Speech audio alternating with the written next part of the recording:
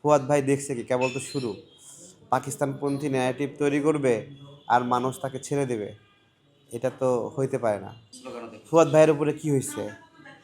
হামলা করছে, দাঁত ভাঙছে, চুল ছিঁড়ছে, চামড়া ছিলে গেছে, কেটে গেছে, হাত পা ভেঙে গেছে, অথবা কেউ কিল ঘুষি মারছে।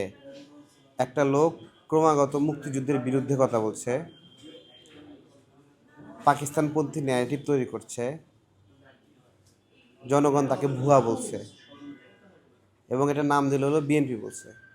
সে তো ওখানে বিএনপি বিরুদ্ধে বলেনি, বলছে স্থানীয়রা যেন চাইনিজ কোম্পানিকে বালু ইট সাপ্লাই দিতে না পারে, না দেয় সেই বিষয়ে করছে। তাই স্থানীয়রা দেবে না, ফুয়াদ নিজে এবি পার্টির মাধ্যমে দেবে।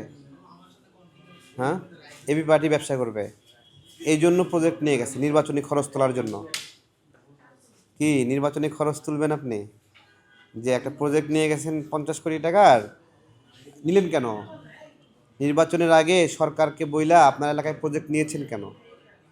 সরকারি টাকায় নির্বাচন করবেন, কামাই করতে পারেন না, নিজের টাকা নাই। নির্বাচনের আগে প্রজেক্ট দেখায় লোভ ধরাচ্ছেন মানুষকে না, আর এলাকাবাসীকে পাগল পেয়েছেন।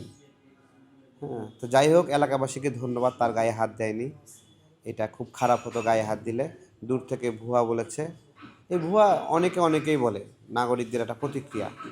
এটা নিয়ে যারা হাইপার হয়ে গেছে, হ্যাঁ, তারা যেন রাজনীতি না করে।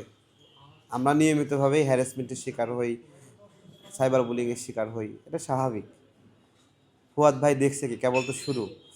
পাকিস্তানপন্থী ন্যারেটিভ তৈরি করবে আর মানুষ তাকে ছেড়ে দেবে, এটা তো হইতে পারে না।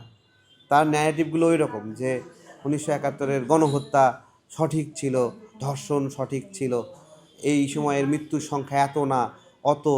এগুলো কি ফাজলামি নাকি মিয়া? হ্যাঁ, ফাজলামি এগুলা। শয়তানি করেন আমাদের দেশের ইতিহাস নিয়ে। নিরপেক্ষ, সত্য প্রকাশে আপোষহীন।